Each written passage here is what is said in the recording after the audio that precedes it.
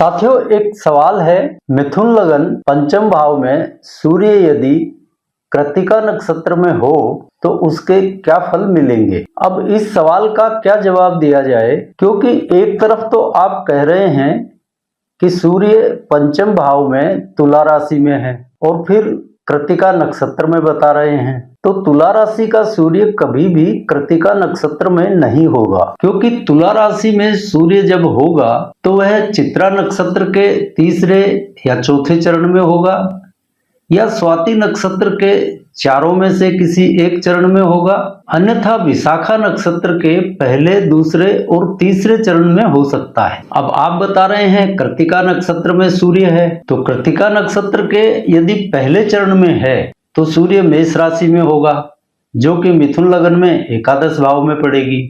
और ध्यान रखिए, नक्षत्रों के चरणों का भी बहुत महत्व है, इसलिए कोई भी सवाल करें तो वह साफ और सुस्पष्ट होना चाहिए। और कृत्तिका नक्षत्र के ही दूसरे, तीसरे या चौथे चरण में सूर्य है तो फिर वह वृष राशि में होगा, जो कि मिथुन लगन के 12वें भाव में पड़ेगी। तो किसी भी ग्रह का किसी नक्षत्र में होना कुछ मायने रखता है और उससे फल भी प्रभावित होते हैं। ये एडवांस लेवल का काम है।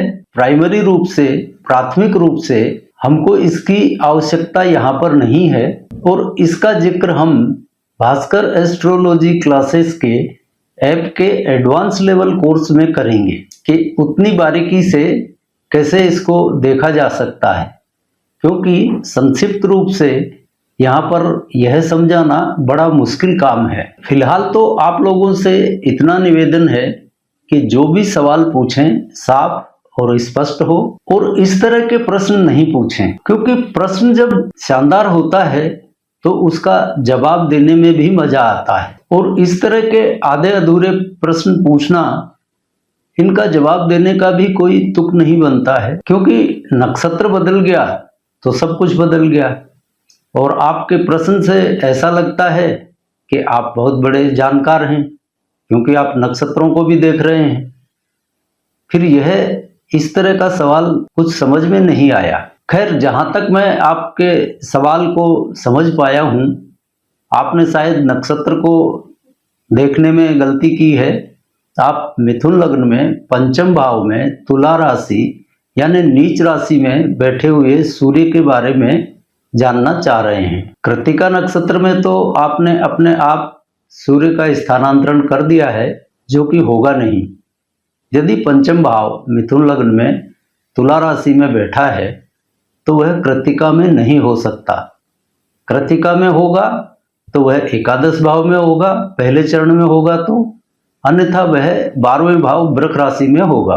अब यहाँ हम मान लेते हैं कि मिथुन लगन में पंचम भाव में नीच राशि का सूर्य बैठा हुआ है। तो देखिए, यहाँ पर सूर्य तृतीय से और अपने भाव से तृतीय नीच का होकर बैठा है, तो यह तृतीय भाव के फलों में निकृष्टता ही देगा। तृतीय भाव से संबंधित वृत्तियों में भी खराबी पैदा करेगा, यानी तृतीय भाव से संबंधित सभी बातों में यह खराबी पैदा करेगा। अब यहाँ पर पंचम भाव में नीच राशि है तो पंचम भाव भी डीएक्टिवेट होगा, जो कि पुत्र सुख में न्यूनता पैदा करेगा, जातक का आत्मिक पक्ष कमजोर करेगा, दैवीय गुण नहीं रहने देगा, और माध्यमिक शिक्षा के स्तर तक यह कठिनाइयां खड़ी करेगा। अब यहाँ पर पंचम भाव स्थित सूर्य की उच्च राशि सामने एकादश भाव में है, मेष राशि एकादश भाव में है, और एकादश भाव से सप्तम भाव की दूरी पर बैठा हुआ है। तो इसकी वजह से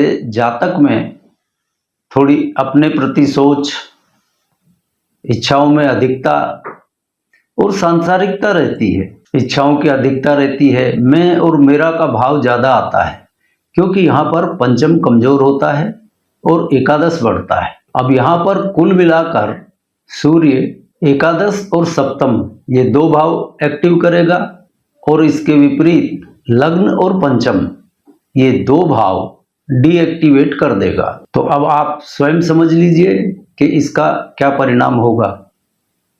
लग्न और पंचम डीएक्टिवेट हैं, एकादश और सप्तम एक्टिव हैं, यानी शुद्र त्रिकोण के दो सिरे सप्तम और एकादश एक्टिव है, क्षत्रिय त्रिकोण के 2 सिरे लग्न और पंचम डीएक्टिवेट है, तो फल अपने आप स्पष्ट हो जाते हैं और इसी वजह से यह पुत्र संतान की बजाय कन्या संतान का सुख देगा। तो आपसे निवेदन है कि जो भी सवाल पूछें सुस्पष्ट रूप से पूछें, साफ पूछें और रोमन में लिखने की बजाय यदि आप हिंदी में लिखकर भेजेंगे तो उन सवालों का जवाब आसानी से दिया जा सकता है, क्योंकि रोमन में किसी भी सवाल को पढ़कर उसका सही अर्थ लगा लेना भी हमको तो मुश्किल दिखता है और इस तरह के सवालों का जवाब हम भविष्य में नहीं दे पाएंगे। इसलिए आपकी जो भी जिज्ञासा हो उसको साफ साफ और स्पष्ट पूछा करिए, तो जवाब अवश्य मिलेगा। तो आशा करते हैं आपका यदि यही आशय था कि मिथुन लग्न में तुला राशि के सूर्य का क्या फल होगा, तो आपको जवाब मिल गया होगा। और इसी के साथ आज के चैप्टर को विराम देते हैं और अगली बार मिलते हैं आपके किसी अन्य सवाल के साथ। तब तक के लिए जय जय सिया राम।